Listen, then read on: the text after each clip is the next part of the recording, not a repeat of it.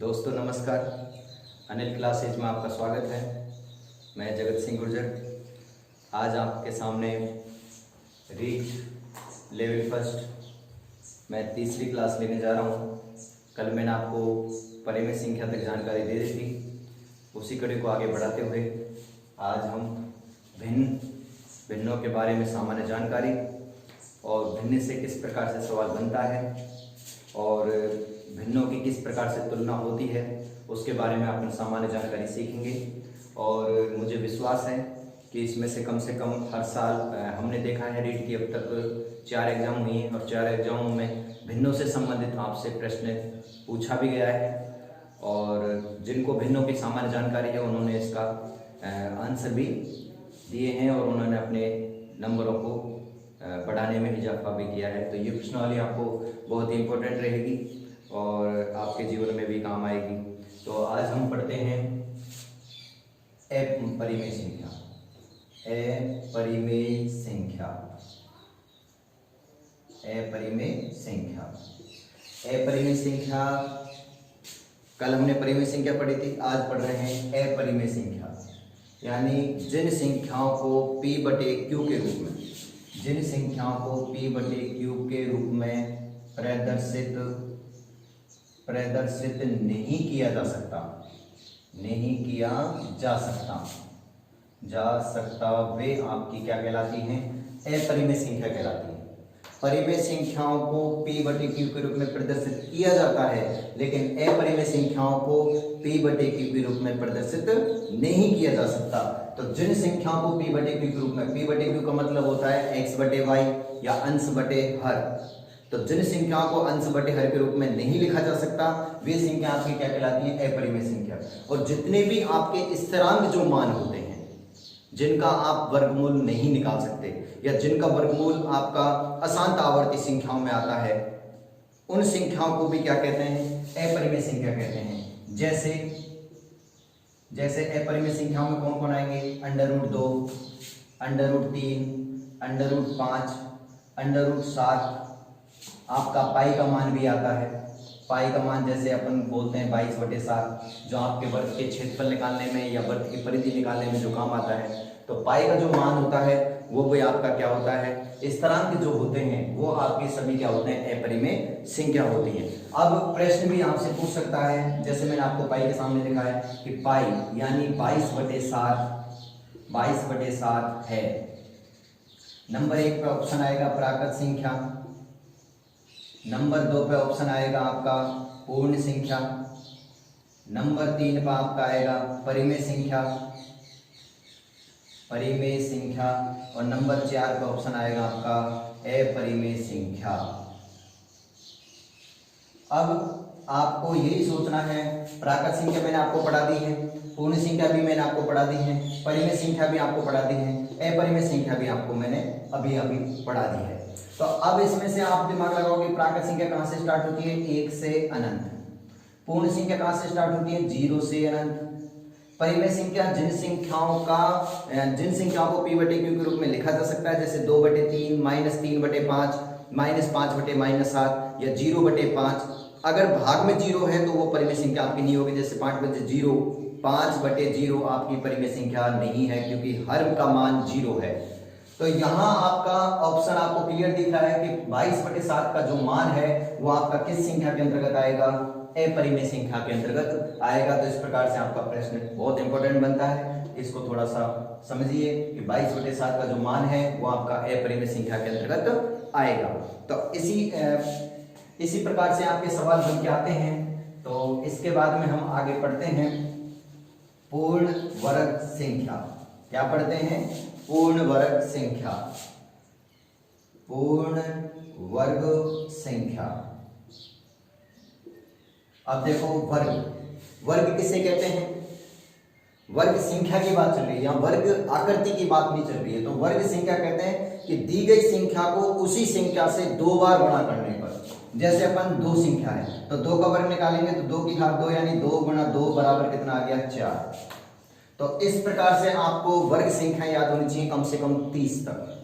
कहाँ तक होनी चाहिए? 30 तक।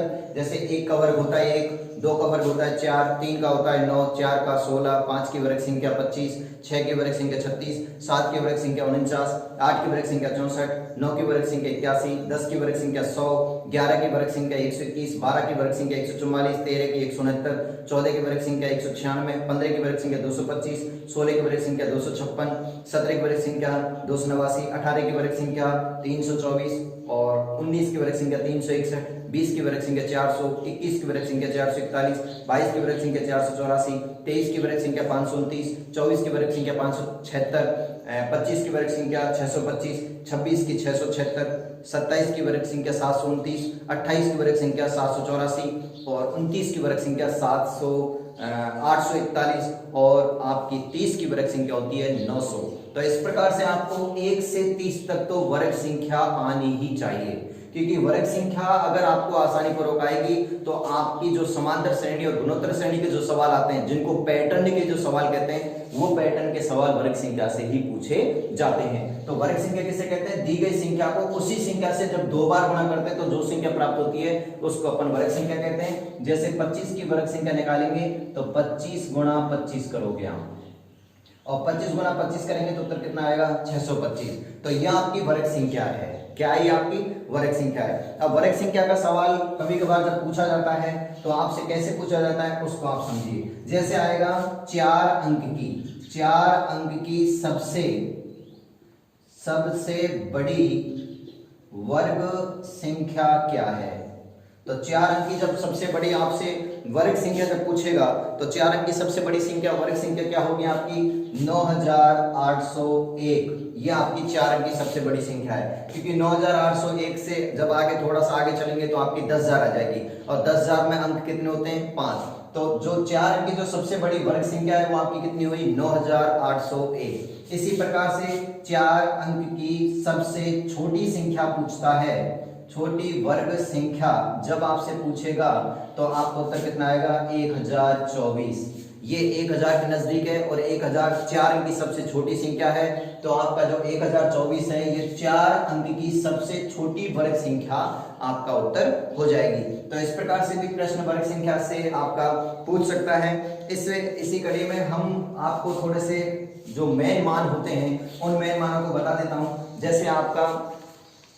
जैसे मेन मानों में आपका है जैसे √2, जैसे √2 का जो मान होता है वो आपका होता है 1.414, और कभी कभार √2 के आधार पर भी आपसे कभी कभी प्रश्न पूछ ही लेता है। इसलिए जो आपके कुछ निम्न मान जो मैं लिख रहा हूँ, 5-7 जो मान हैं ये तो आपको याद होने ही चाहिए और आपको एग्जाम में भी बहुत मददगार रहते हैं। तो √2 का मान है वो आपका है 1.414। इसी प्रकार से जो आपका √3 है, √3 का मान होता है 1.712। क्या मान होता है? 1.712। इसी प्रकार से आपका √5 जो 5 का मान होता है वो होता है 2.236। इसी प्रकार से अब जैसे 9 का मान तो होता है आपका 3, √9, क्योंकि 9 वर्ग संख्या है किसकी?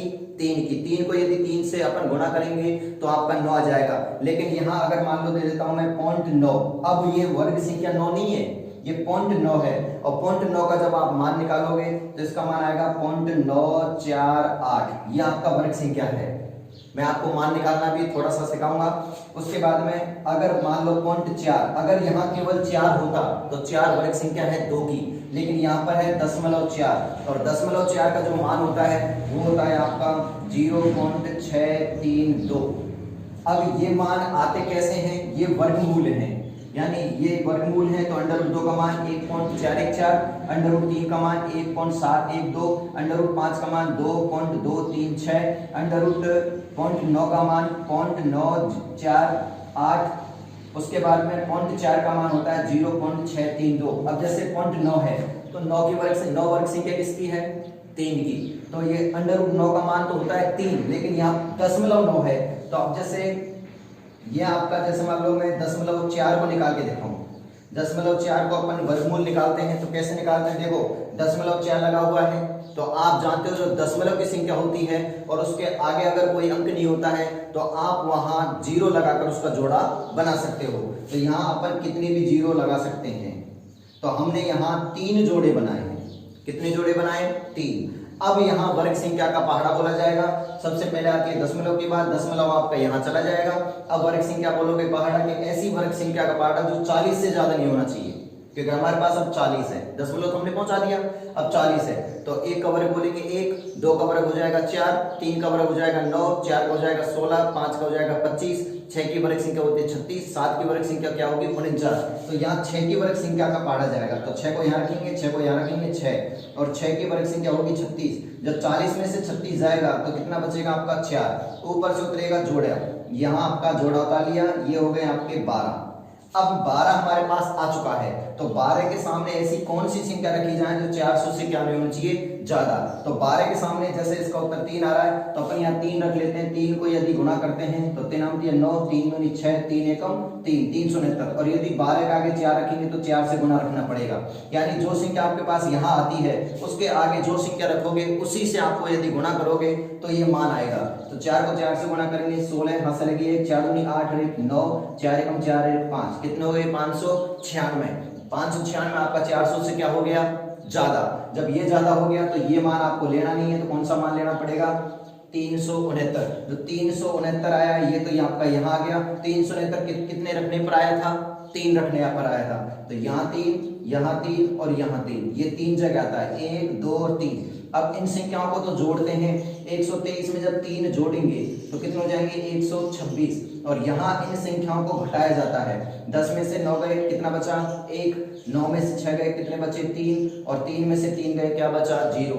ऊपर से जोड़ा उतारेंगे, आपका जोड़ा क्या आ गया 3100। अब यहाँ पर संख्या आ गई आपकी 126। अब 126 के आगे ऐसी कौन सी संख्या रखें, 126 के आगे इधर यहाँ ऐसी कौन सी संख्या रखेंगे, जो रखेंगे उसी से आपको गुणा करना है। तो अपन जैसे मान लो यहाँ 2 रखते हैं, 2 से गुणा करते हैं, 2 दूनी 4, 2 छिक्की 12, हाथ से लगी 1, 2 दूनी 4, 1, 5, 2 एकम 2, कितने हो गए आपके 2524। अब 2524 इससे क्या है छोटा है, तो एक और रख लेते हैं। तो 126 के आगे 3 रखेंगे, 3 से गुणा करेंगे, 3 नाम की 9, 3 छिक्की 18, हाथ से लगी 1, 3 दूनी 6, 1 7 और 3 एकम 3। तो 3789 से क्या हो गया ज्यादा हो गया। तो आपको कौन सी लेनी है, 2 लेनी है। तो ये 2, यहाँ पर 2, यहाँ 2, और यह जाएगा आपका 2524। यहाँ इस संख्या को घटाएंगे, आगे घटाने की जरूरत नहीं है क्योंकि हमने दशमलव के कितने स्थान निकाल लिए 3।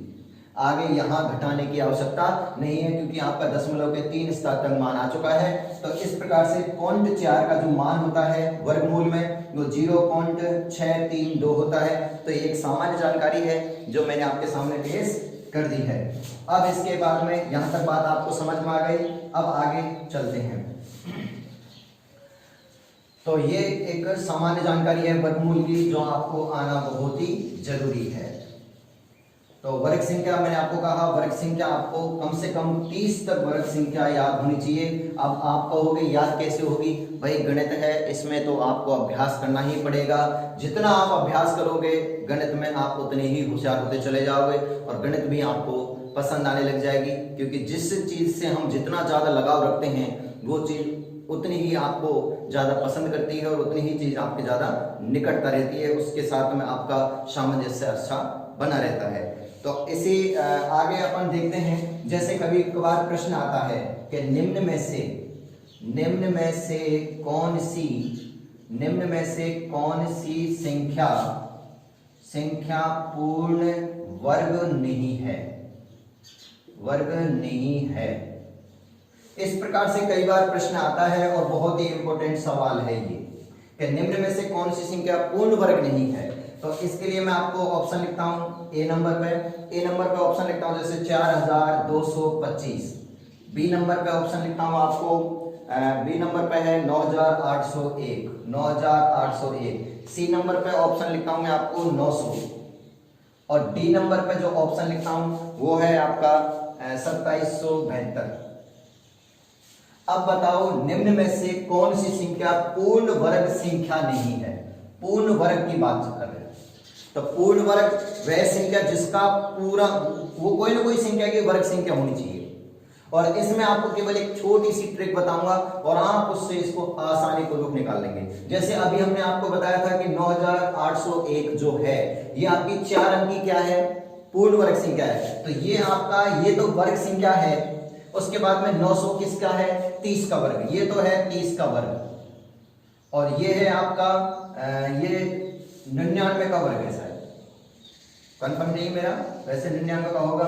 9801 का यदि हम वर्ग निकालते हैं तो ये जोड़ा बना लिया, फिर 9 नाम 81, ये आ जाएंगे 9, ये आ जाएंगे आपकी 81, निकाल लोगे आप यहाँ 7 0 1, यहाँ हो गए आपके 18। अब 18 के आगे ऐसा क्या रखें, 9 रखें, 9 से गुणा करेंगे, 9 नाम 81 यहाँ से लगी 8, 9 × 72 72 8 80 यहाँ से लगी 8, 9 × 9 8 17, 9 8 17, तो यहाँ 9 में से 8 गए जब कितने बचे 1, तो ये आ गए 1700, 9 नाम 81, 81 का 1 आएगा, तो यहाँ 1701 आ गए, तो 99, मैंने आपको बोल रहा था कि 99 की वर्ग संख्या है ये, तो ये 99 वर्ग संख्या है। अब बात करते हैं 4225, तो 4225 की जब अपन वर्ग संख्या निकालेंगे तो ये आपकी वर्ग संख्या है, तो 6 6 36, 7 7 49, तो 6 का वर्ग करेंगे 36 आ जाएगा, यहाँ जोड़ेंगे 12, इधर से निकालेंगे 625, यहाँ जाएगा 5 और ये 625 आ जाएगा, तो यहाँ कुछ नहीं बचेगा, तो आपकी कितना आ गई, 65 आ गई, तो ये है 65 की वर्ग संख्या। अब बताओ अगर इस प्रकार से आप सवाल निकालोगे, पूर्ण वर्ग संख्या निकालोगे, तो आपकी कम से कम 3-4 मिनट बर्बाद हो जाएंगे। तो अपन को एग्जाम में जब अपन बैठते हैं और वहां पहले से अपन का प्रेशर होता है, अपन पहले ही तनाव में रहते हैं, और इस प्रकार से यदि एक प्रश्न में आपके 3-3 सवाल आपको हल करने पड़े और आपको हल करने में आपका समय यदि बर्बाद होता है तो आपको और प्रॉब्लम खड़ी हो जाती है। तो इस समस्या को अगर आप सॉल्व करना चाहते हो तो आपको ज्यादा से ज्यादा अभ्यास करना पड़ेगा और आपको शॉर्ट ट्रिक्स अपनानी पड़ेंगे, और शॉर्ट ट्रिक्स हमेशा अभ्यास से ही टिकती हैं। यदि आप अभ्यास करोगे तो आसानी पूर्वक आप ज्यादा से ज्यादा ट्रिक्स को याद कर पाओगे और आसानी पूर्वक उत्तर पर निकल पाओगे। अब इसकी शॉर्ट ट्रिक्स क्या है, ये आपका इकाई अंक कितना है, 2। तो मैं आपको बता रहा हूं, यदि आपको इकाई अंक किसका, पूर्ण वर्ग संख्या का पहचान करने के लिए, यानी यदि आपको पूर्ण वर्ग संख्या की पहचान करनी है, संख्या की यदि पहचान करनी है तो ये ट्रिक्स आपको याद रखनी जरूरी है। पूर्ण वर्ग संख्या की यदि पहचान करनी है तो आपको इकाई अंक कौन कौन होना चाहिए, 2 3 7 8। यदि आपको ये इकाई अंक मिल जाए तो वो कभी भी पूर्ण वर्ग संख्या नहीं होगी। पूर्ण वर्ग संख्या की पहचान करनी है तो ये इकाई अंक नहीं होने चाहिए, नहीं होने चाहिए, ये इकाई अंक आपके नहीं होने चाहिए। कौन कौन नहीं होना चाहिए, 2 3 7 8। इसका इकाई अंक देखो कितना है, 5, तो वर्ग संख्या है। इसका अंक कितना है, 1, ये वर्ग संख्या है। इकाई अंक कितना है, 0, तो 0 में जोड़ा होता है तो ये वर्ग संख्या है, लेकिन इसका इकाई अंक कितना है, 2। तो जहां 2 3 7 8 इकाई अंक नहीं होने चाहिए वो आपकी क्या होती है, पूर्ण वर्ग संख्या की पहचान हो गई कि जिस संख्या का इकाई अंक 2 3 7 8 नहीं होगा वो आपकी क्या होगी, पूर्ण वर्ग संख्या होगी, और जिसका इकाई अंक 2 3 7 8 होता है वह आपकी क्या होगी, पूर्ण वर्ग संख्या पहचान होगी। यानी जिस संख्या का इकाई अंक 2 3 7 8 होते हैं, जिस संख्या के इकाई अंक 2 3 7 8 होते हैं वह पूर्ण वर्ग संख्या नहीं होती है। कौन से इकाई अंक, यानी इकाई अंक 2 3 7 8 यदि नहीं होते हैं तो वो क्या होगी, पूर्ण वर्ग होगी, और यदि 2 3 7 8 इकाई अंक होते हैं तो वह आपकी पूर्ण वर्ग संख्या नहीं होगी। तो यहाँ प्रश्न यही है कि निम्न में से कौन सी संख्या पूर्ण वर्ग नहीं है, तो आप इकाई अंक देख लो, 5 1 0 2, तो इकाई अंक कितना आ रहा है, 2, तो ये आपका आंसर हो जाएगा डी, ये टी आपका आंसर होगा, क्योंकि ये 2772 किसी भी संख्या की वर्ग संख्या नहीं है। तो इस प्रकार से प्रश्न पूछा जाता है, बहुत ही डिफिकल्ट प्रश्न है, लेकिन अगर आप नियम जानते हो तो आप नियम क्लियर कर लो। 2 3 7 8 यदि इकाई अंक होता है तो वह किसी संख्या की पूर्ण वर्ग संख्या नहीं होती है। बात आगे समझ में। अब बात चलते हैं हमारे भिन्न के ऊपर।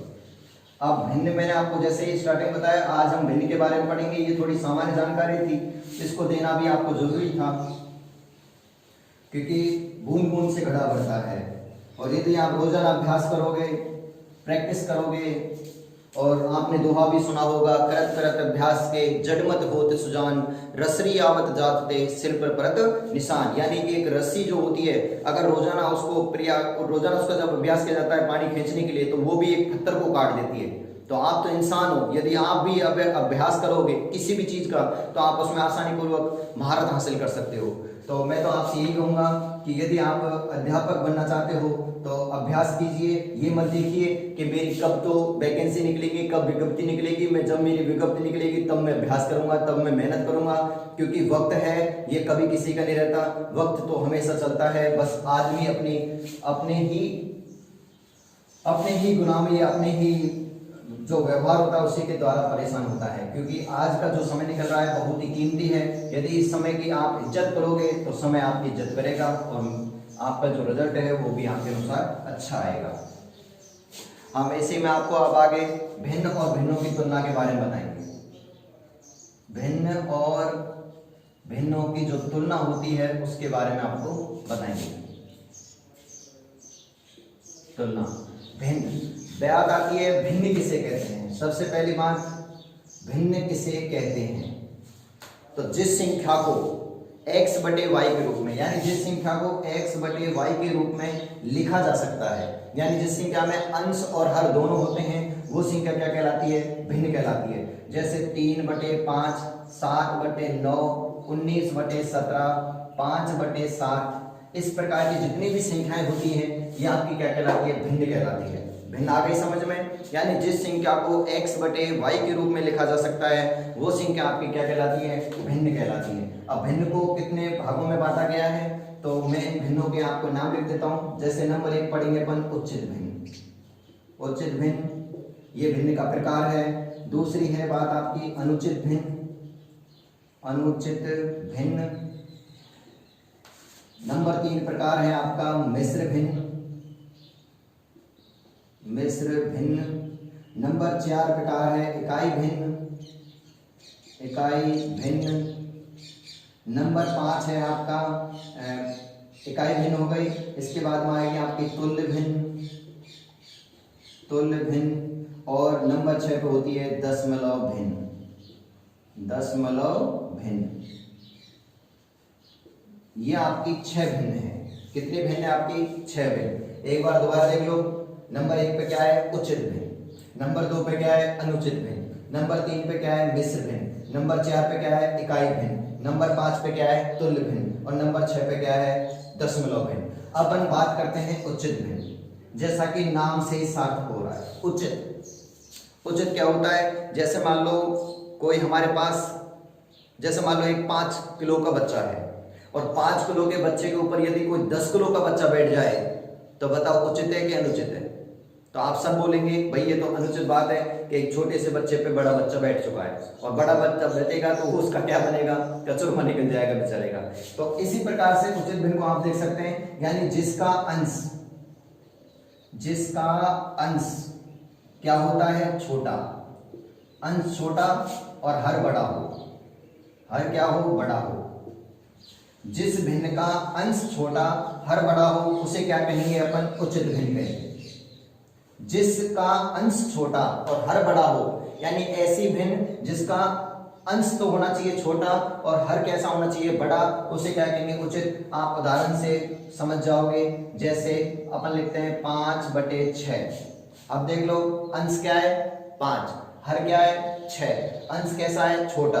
हर क्या है? बड़ा। तो देख लो छोटा किसके ऊपर बैठा है? बड़े के ऊपर। तो जो छोटा यदि बड़े के ऊपर बैठा है तो उचित बात है। यानी एक बेटा यदि अपने बाप के कंधे पे बैठ के जा रहा है तो वो क्या है? उचित है। और आपने देखा होगा कि एक बाप होता है वो अपने बेटे को कंधे पे घुमाता रहता है तो सब कहते हैं देखो कितना अच्छा लग रहा है, अपने बेटे को घुमा रहा है, तो वो सब उचित बात होती है। तो 5 बटे 6 यानी छोटा ऊपर बड़ा नीचे, तो जो अंश छोटा हर बड़ा हो तो उसे कहते हैं उचित भिन्न। ऐसे कई उदाहरण भी लिख सकते हैं, जैसे 17 बटा 18, 3 बटे 4, 5 बटे 9 आदि इस प्रकार से।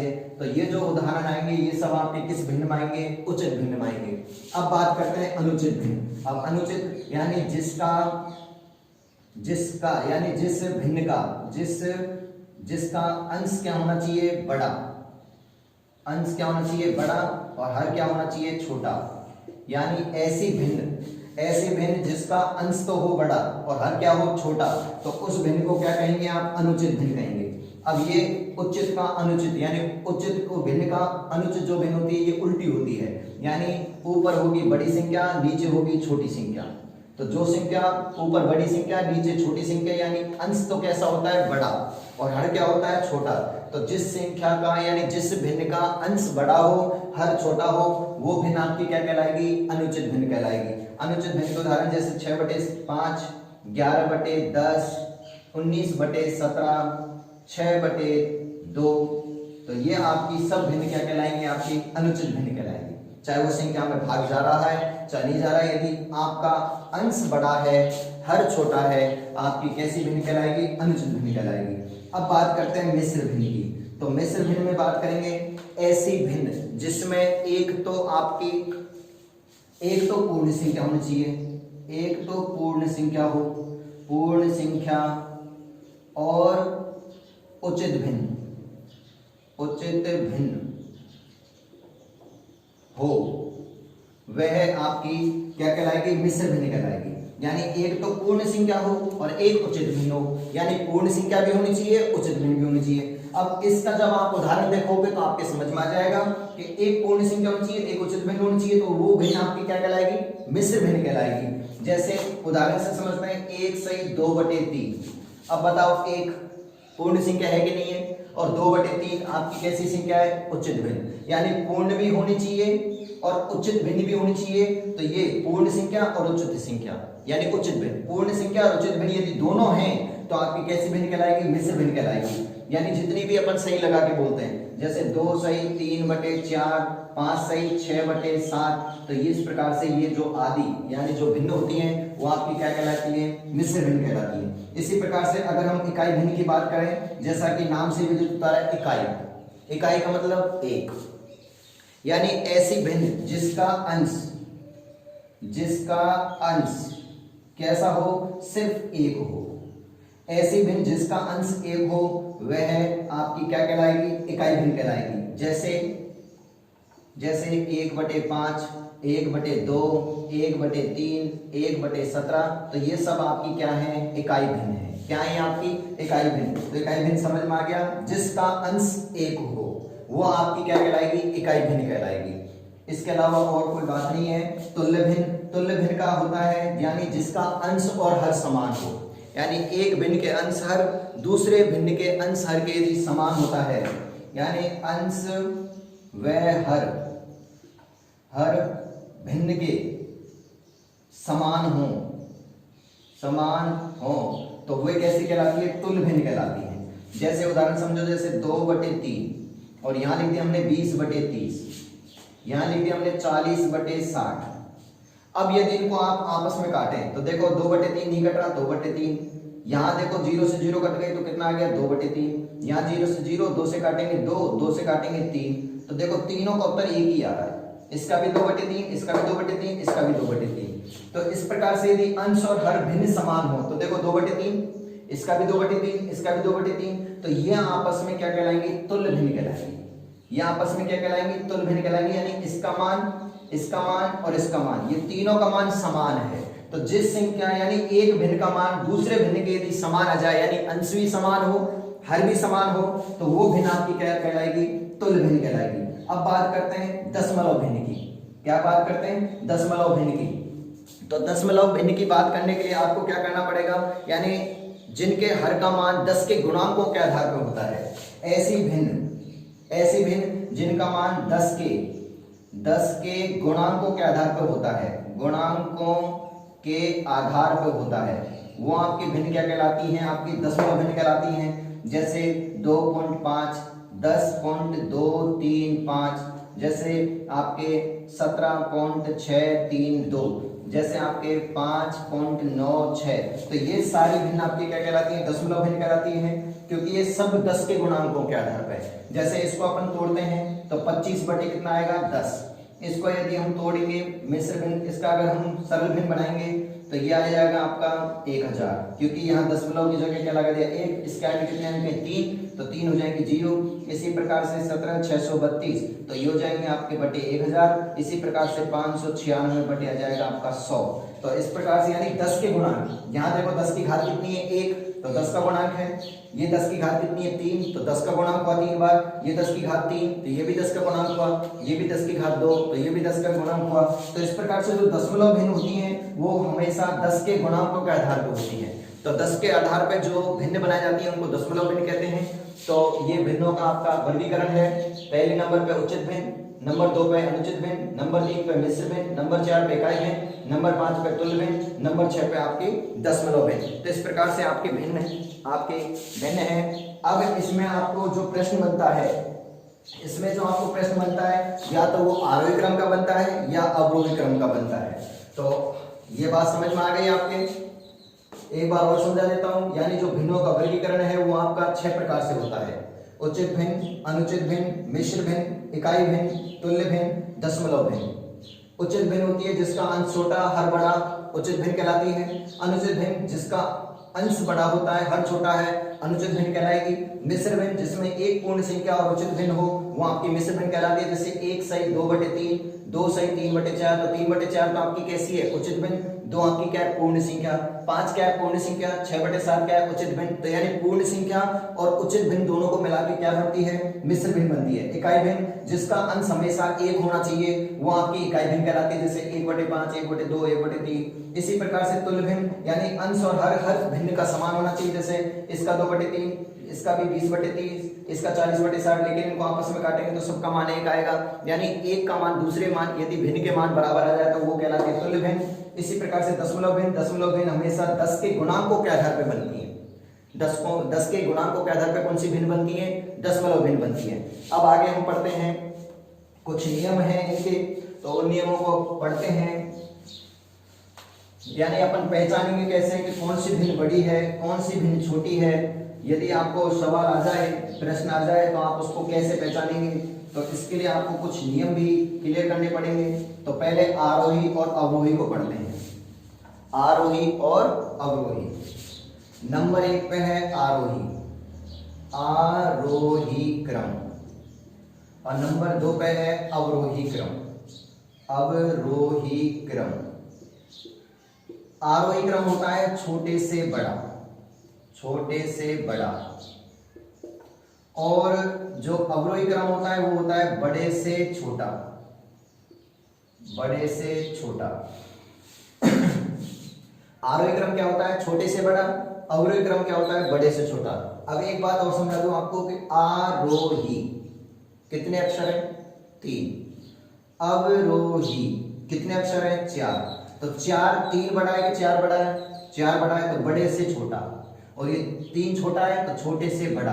तो अब आप नहीं भूलोगे, आरोही क्रम होता है छोटे से बड़ा, अवरोही क्रम होता है बड़े से छोटा। एक बार और समझ लो, आरोही कितने अक्षर है 3, अवरोही कितने अक्षर है 4। 3 बड़ा है कि 4 बड़ा है 4, तो ये बड़ा है तो बड़े से छोटा, और ये छोटा है तो छोटे से बड़ा। आगे बात क्लियर। तो आरोही और अवरोही। अब आपके भिन्न के ऊपर सवाल आता है कि कौन सा भिन्न सही है, यानी इन भिन्नों को आरोही क्रम में लिखिए या अवरोही क्रम में लिखिए, या निम्न में से कौन सी भिन्न बड़ी है, निम्न में से कौन सी भिन्न छोटी है। इस प्रकार के आपको सवाल देखने को मिलते हैं, तो मैं उनको अब आपके सामने क्लियर कर रहा हूं। दोनों बात क्लियर हो गई।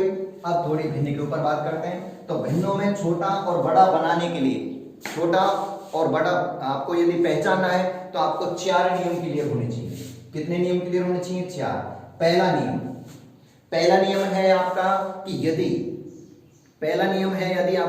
यदि आपका भिन्नों का अंश समान है, जैसे आपको कोई संख्या भिन्न दे देगा, यानी भिन्न का अंश समान हो, अंश क्या हो समान, और हर क्या हो असमान, असमान हो, तो देख लो भिन्न का अंश क्या होना चाहिए समान, भिन्न का अंश क्या होना चाहिए समान, और हर क्या होना चाहिए असमान। तो उसमें जो आपकी हर संख्या छोटी होगी, हर संख्या छोटी होगी, वह बड़ी भिन्न होगी।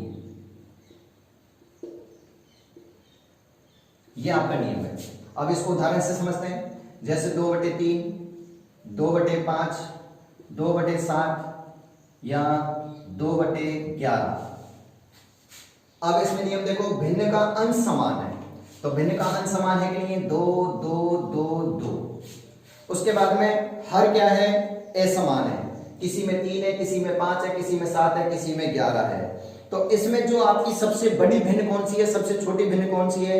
तो अब इसमें आपको क्या करना पड़ेगा, उसमें जो आपकी हर संख्या छोटी होगी, अब हर संख्या देखो किसमें छोटी है, इसमें, तो ये आपकी क्या कहलाएगी, बड़ी भिन्न कहलाएगी। ये कौन सी कहलाएगी, बड़ी भिन्न। और जो सबसे बड़ा है हर संख्या, ये आपकी क्या कहलाएगी, छोटी भिन्न कहलाएगी,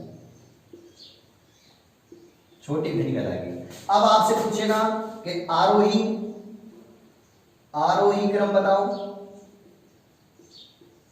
और अवरोही क्रम बताओ। आरोही क्रम और अवरोही क्रम। अब आरोही क्रम को आपको अभी मैंने बताया था, छोटे से बड़ा, और अवरोही क्रम क्या होता है, बड़े से छोटा। तो आरोही क्रम में अगर देखेंगे तो सबसे पहले छोटी भिन्न कौन है, 2/11, फिर कौन है 2/9, सॉरी 2/7, फिर कौन है 2/5, फिर कौन है 2/3, ये सबसे बड़ी। तो छोटे से बड़े की ओर। अब बात करते हैं अवरोही क्रम। अवरोही क्रम में क्या होगा, आरोही क्रम का उल्टा। तो सबसे पहले क्या आएगी, बड़ी 2/3, फिर क्या आएगी 2/5, फिर क्या आएगी 2/7, और फिर क्या आएगी 2/11। तो इस प्रकार से यदि आपको अंश समान मिल जाए, हर यदि अलग अलग मिल जाए, तो जो हर में छोटी होगी, जो हर में छोटी होगी वो आपकी बड़ी भिन्न कहलाएगी, और जो हर में बड़ी होगी वो आपकी छोटी भिन्न कहलाएगी। तो नियम क्लियर, एक बार और समझ लो, भिन्न का अंश समान, हर असमान, हर अलग अलग होना चाहिए।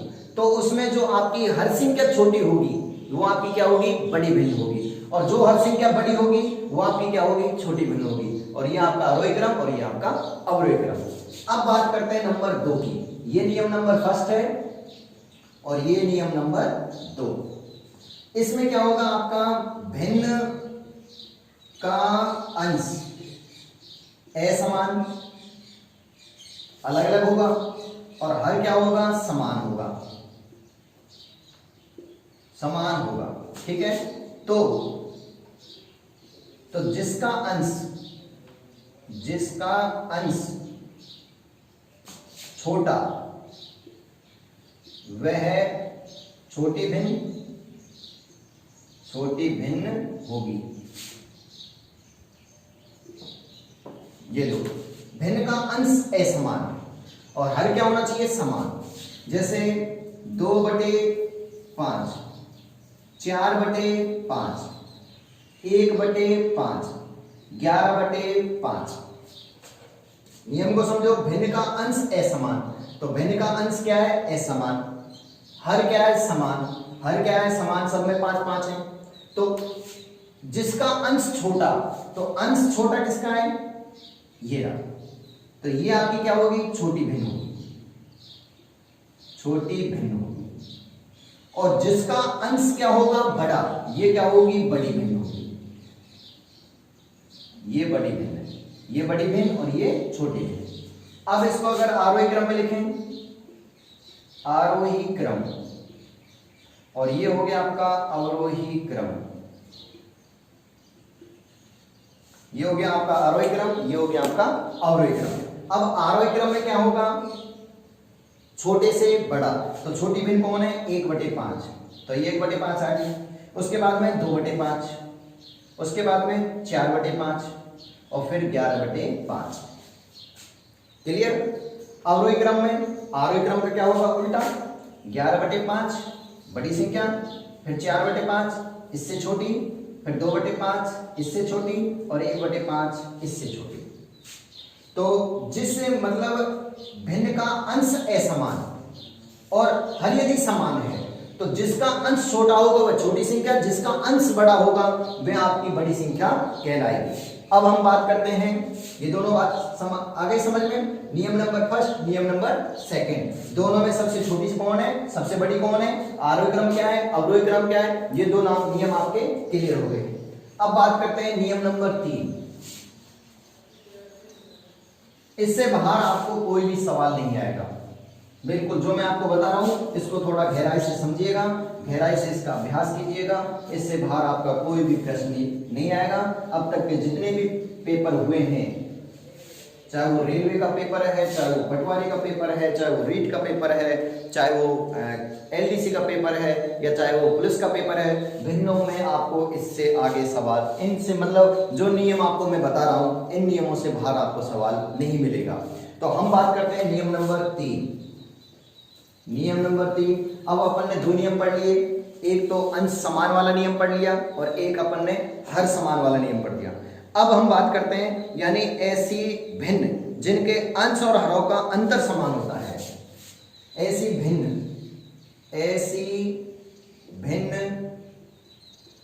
जिनके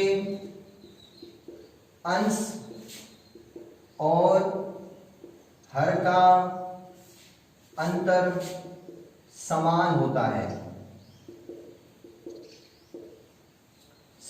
है। पहली बात ये होनी चाहिए, ऐसी भिन्न जिनके अंश और हर का अंतर क्या होना चाहिए, समान होना चाहिए।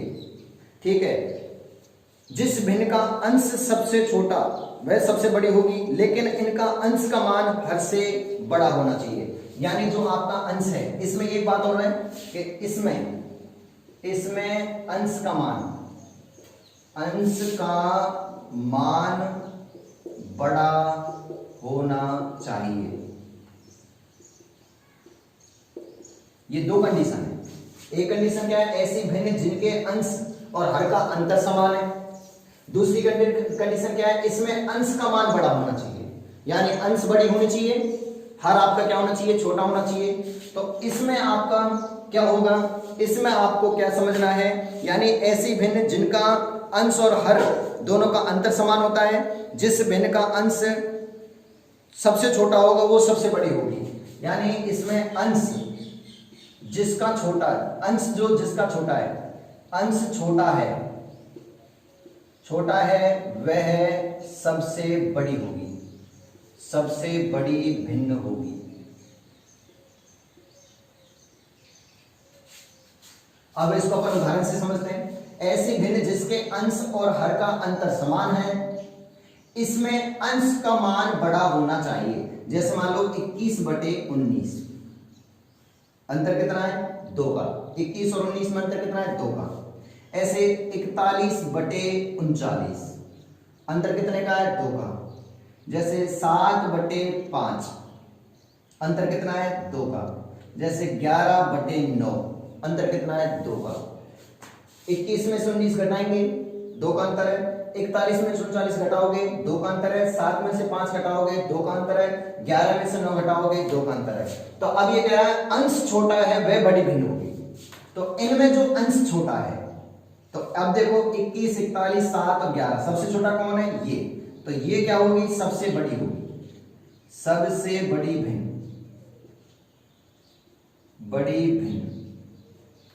और जो अंश बड़ा होगा, तो ये बड़ा है 41, ये होगी सबसे छोटी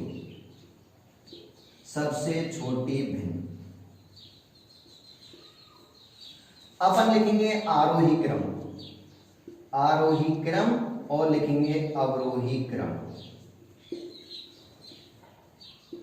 आरोही क्रम वही छोटे से बड़ा, अवरोही क्रम बड़े से छोटा।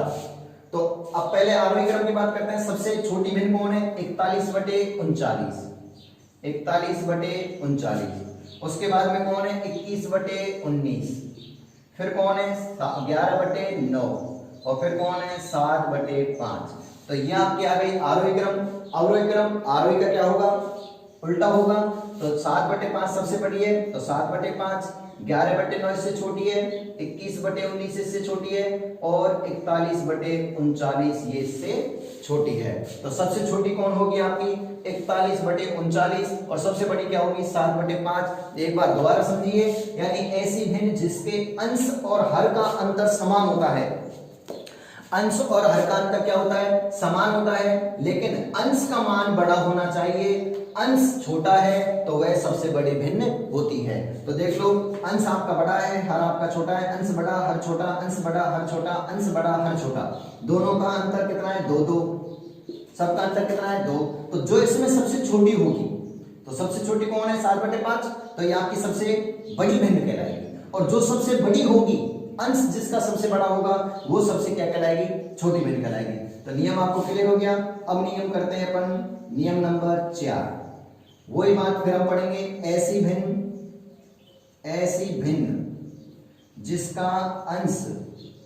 जिसके अंश और हर का अंतर समान है, अंश और हर का अंतर समान है और हर का मान अंश से बड़ा है। तो अब ये देखो, इसका उल्टा लिखो, ऐसी भिन्न जिसके अंश और हर का अंतर समान है और हर का मान अंश से बड़ा है। हर का मान अंश से क्या होना चाहिए, बड़ा होना चाहिए। तो आपकी जो संख्या बड़ी होगी वह आपकी बड़ी भिन्न कहलाएगी और जो संख्या छोटी होगी आपकी छोटी भिन्न कहलाएगी। तो जो बड़ी संख्या होगी वो बड़ी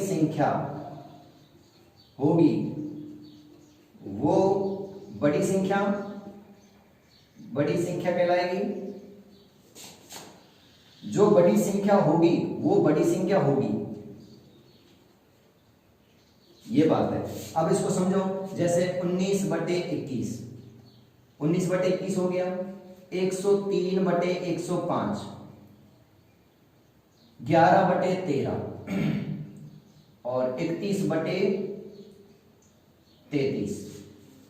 देख लो, 19 और 2 21, 103 और 2 105, 11/13, 31/33, सब में अंतर कितने का है, 2 2। तो पहली बात समान है, ऐसी भिन्न जिसके अंश और हर का अंतर समान है, तो सबका अंतर कितना है, 2 2 आ रहा है। हर का मान अंश से बड़ा है, और हर देख लो अंश से बड़ा है कि नहीं है, अंश से बड़ा है। तो जो बड़ी संख्या होगी, तो बड़ी संख्या कौन है इसमें, 103/105, तो ये बड़ी संख्या कहलाएगी। तो ये बड़ी भिन्न हो गई, तो ये हो गई आपकी बड़ी भिन्न। और जो सबसे छोटी है, ये आपकी सबसे छोटी है, तो ये हो जाएगी सबसे छोटी भिन्न। अब आपको इसको आरोही क्रम और अवरोही क्रम लिखना है, अवरोही क्रम। तो ये 4 नियम हैं। चौथा नियम आपका चल रहा है, ऐसी भिन्न जिसके अंश और हर का अंतर समान है और हर का मान अंश से बड़ा है, तो जो बड़ी संख्या होगी वही आपकी बड़ी भिन्न होगी। तो देख लो, सबसे बड़ी भिन्न कौन है, 103/105, तो आरोही लिख रहे हैं तो सबसे छोटी आएगी 11/13, 19/21, 31/33 और 103/105। उसके बाद में अवरोही क्रम, जो आरोही का उल्टा होता है, 103/105, 31/33 और 19/21 और 11/13। तो इस प्रकार से ये 4 नियम हैं। इन चारों नियमों को आपको क्लियर करना है, और इन चारों नियम यदि आपको क्लियर कर लोगे तो आप 10 सेकंड के अंदर अपने उत्तर को पहचान लोगे। सबसे छोटी भिन्न कौन सी है, सबसे बड़ी भिन्न कौन सी है। तो ये 4 नियम आपके क्लियर होने चाहिए। ये 2 नियम एक जैसे हैं, इससे 2 पहले थे, वो नियम अंश समान था, हर समान था। एक प्रश्न में आपका अंश समान था, दूसरे नियम में आपका हर समान था, तीसरे नियम में आपके अंतर तो समान है, तीसरे और चौथे में अंतर तो समान है, लेकिन एक बार अंश बड़ा है, एक बार हर बड़ा है। तो इसके आधार पे आपके जो नियम है ये आपके क्लियर होने चाहिए। अब मैं आपके सामने 2 क्वेश्चन रख रहा हूं, उनके आंसर आपको देने हैं। तो जैसा कि मुझे विश्वास है और आपसे आशा है कि आप लगातार मेहनत कर रहे होंगे। आप यदि मेहनत कर रहे होंगे तो आपका रिजल्ट भी बहुत अच्छा सुनहरा हो रहा होगा, ऐसा मुझे विश्वास है। मैं भी आपके साथ साथ थोड़ी मेहनत कर रहा हूं, आप भी मेहनत कर रहे होंगे। तो अब देखिए, अब प्रश्न आपका पहला प्रश्न मैं आपको दे रहा हूं, सबसे छोटी भिन्न कौन सी है, सबसे छोटी भिन्न कौन सी है। आपको मैं ऑप्शन दे रहा हूं। नंबर 1 ऑप्शन है 24/25, नंबर 2 ऑप्शन है 10/11, नंबर 3 ऑप्शन है आपका 5/6। नंबर 4 ऑप्शन है आपका 68/69, 68/69। तो सबसे छोटी भिन्न कौन सी है, ये आपको उत्तर लगाना है। तो मैंने अभी आपको 4 नियम बताए थे। पहले नियम में अंश समान है, दूसरे नियम में हर समान था, तीसरे नियम में और चौथे नियम में दोनों के अंतर समान थे, लेकिन किसी में यदि अंश बड़ा होता है तो वो कैसी भिन्न होगी, और किसी में हर बड़ा होता है तो वो कैसी भिन्न होगी। तो इसको आपने देखा होगा। तो अब यहाँ पर ये कौन से नियम का है, ये नियम कौन से का है, 4 का है, क्योंकि इसमें हर बड़ा है, अंतर सब में 1 है, इसका भी अंतर 1 है, इसका भी अंतर 1 है, इसका भी अंतर 1 है, इसका भी अंतर 1 है। तो जिसका अंतर समान हो, हर बड़ा हो, तो कौन सा नियम हो गया, 4। और 4 नियम में जो छोटी है वो छोटी रहेगी, जो बड़ी है वो बड़ी रहेगी। तो इसने कौन सा पूछा, छोटी भिन्न। तो आपकी छोटी भिन्न कौन सी है, 3, यानी ये आपकी छोटी भिन्न है 5/6। क्लियर। तो नियम यदि आपको क्लियर होंगे तो आप आसानी से उत्तर को पहुंच जाओगे। तो ये आपकी सबसे छोटी भिन्न रहेगी, छोटी भिन्न। और यदि आपको नियम क्लियर नहीं होता है तो आपको सबके मान निकालने पड़ेंगे दशमलव में। किसमें मान निकालने पड़ेंगे, दशमलव में। और दशमलव में निकालोगे तो कम से कम आप लगा लो इस प्रश्न में आपके 3 मिनट चली जाएंगे, और एक प्रश्न को 1 मिनट मिलती है। तो अगर आप खुद थोड़ा सा नियम का अभ्यास करोगे, नियम को थोड़ा सा क्लियर कर लोगे, तो आपको पहचानने में मुश्किल से 3 या 4 सेकंड का वक्त लगेगा, और आप समय को बचाते हुए अगले प्रश्नों पर पहुंच जाओगे। तो इस प्रकार से आपको थोड़े से नियम क्लियर होंगे तो आप आसानी पूर्वक प्रश्न के ऊपर पहुंच जाओगे। नंबर 2 क्वेश्चन है, कौन सा सही है, कौन सा सही है। आपको सही ढूंढना है, आपको कौन सा ढूंढना है, सही। पहला, -16 बड़ा है -3 से। दूसरा ऑप्शन, -14 बड़ा है -6 से। तीसरा ऑप्शन, -10 बड़ा है 7 से। चौथा ऑप्शन, -11 बड़ा है -5। तो इनमें से आप देखिए कि कौन सा सही है, ये सही है कि ये सही है कि ये सही है, ये सही है। प्रश्न आपके सामने है, कौन सा सही है।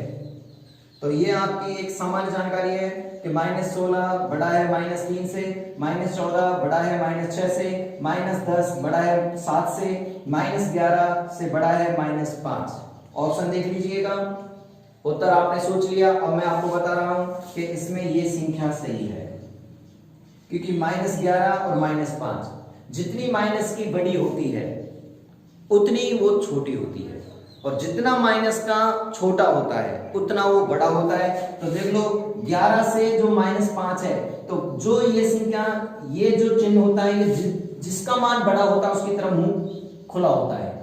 तो ये बड़ी है, ये छोटी है। तो -11 -5, जैसे इसको अपन ऐसे समझ सकते हैं, एक आदमी के पास 11 रुपए कर्जा है, एक आदमी के पास 5 रुपए कर्जा है। तो बताओ 11 रुपए वाला जल्दी चुकाएगा, 5 रुपए वाला जल्दी चुकाएगा? तो 5 रुपए वाला चुकाएगा। तो 5 वाला क्या होगा, इसमें बड़ा होगा, और 11 वाला क्या होगा, छोटा होगा। तो यहाँ 5 बड़ा है, 11 छोटा है। अगर हम बात करते हैं 5 और 11 की, तो यहाँ बड़ा कौन है, 11, क्योंकि दोनों ही प्लस के हैं। तो यहाँ ये बड़ी संख्या है, ये बड़ी संख्या है। और -5 और ये -11, तो -5 और -11 अगर इन दोनों में बात होगी तो ये बड़ी संख्या निकलेगी। ये बड़ी संख्या है और ये छोटी संख्या है। तो आज की क्लास यहीं समाप्त होती है, और मैं आपको फिर एक बार एक मोटिवेशनल बात कहना चाहता हूं कि रोज अगर पानी से नहाते हैं तो लिबास बदलते हैं, रोज पानी से नहाते हैं तो लिबास बदलते हैं। यानी कहने वाली बात यह है कि पानी से नहाने वाला केवल लिबास बदलता है, पानी से नहाने वाला केवल लिबास बदलता है, और पसीने से नहाने वाला इतिहास बदलता है। तो आप देख लीजिए, आप अभ्यास कर रहे हो या नहीं कर रहे हो। यदि अभ्यास कर रहे होंगे तो 100% आप इतिहास बदलोगे, अपना इतिहास बदलोगे, अपनी मेहनत का नतीजा आपके सामने आएगा। और कहते हैं कि सोच बदलो तो सितारे बदल जाते हैं, सोच बदलो तो सितारे बदल जाते हैं, नजर बदलो तो नजारे बदल जाते हैं। और मेरे दोस्त लक्ष्य को बदलने की जरूरत नहीं है, दिशा बदलोगे तो किनारे अपने आप खुद पे खुद बदल जाएंगे। तो इसी आशा के साथ, इसी विश्वास के साथ आप क्लास का रोजाना अभ्यास कीजिए। क्लास को अगर कोई आपको समस्या आती है तो हमें लाइव और कमेंट या व्हाट्सएप के जरिए हमसे रूबरू हुई और हम आपकी जो भी समस्या होगी उसका सॉल्यूशन करने की कोशिश करेंगे। इसी आशा के साथ, इसी विश्वास के साथ आज की क्लास यहीं समाप्त होती है। फिर अपन कल पढ़ेंगे और जैसे भाजकता है, आवाज गुणनखंड है या जो आवाज गुणनखंड में जैसे लेस है वैसे जो बात होती है, जो उसकी भाजकता के जो नियम होते हैं उनके बारे में अपन कल चर्चा करेंगे। आज की क्लास यहीं एंड होती है। जय हिंद, जय भारत।